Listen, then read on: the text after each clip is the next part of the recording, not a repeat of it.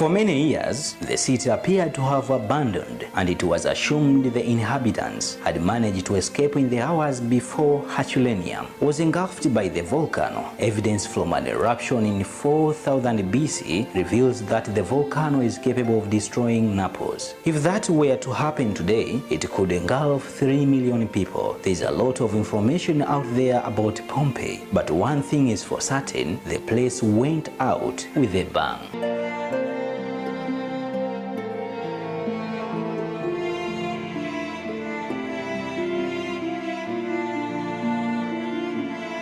Pompeii was a large Roman town in the Italian region of Campania, which was completely buried in volcanic ash following the eruption of Mount Vesuvius. The town itself was surrounded by a wall with many gates to separate pedestrian and vehicle traffic. Did you know Mount Vesuvius has not erupted since 1944, but it is still one of the most dangerous volcanoes in the world. It took 18 hours for Pompeii to be buried, thousands of its people buried alive. The superheated air burns their lungs and melts their muscles. The ancient Roman city was lost for centuries.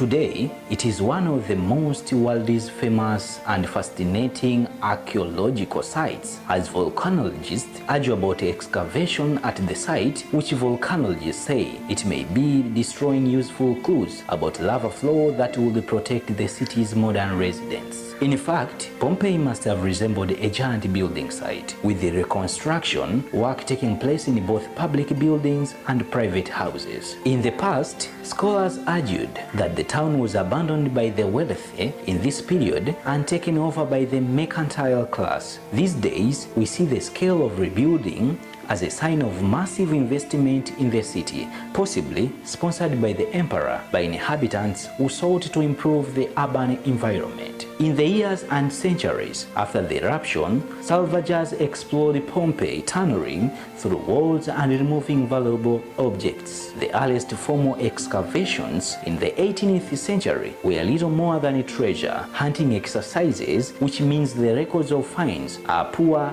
or non-existent.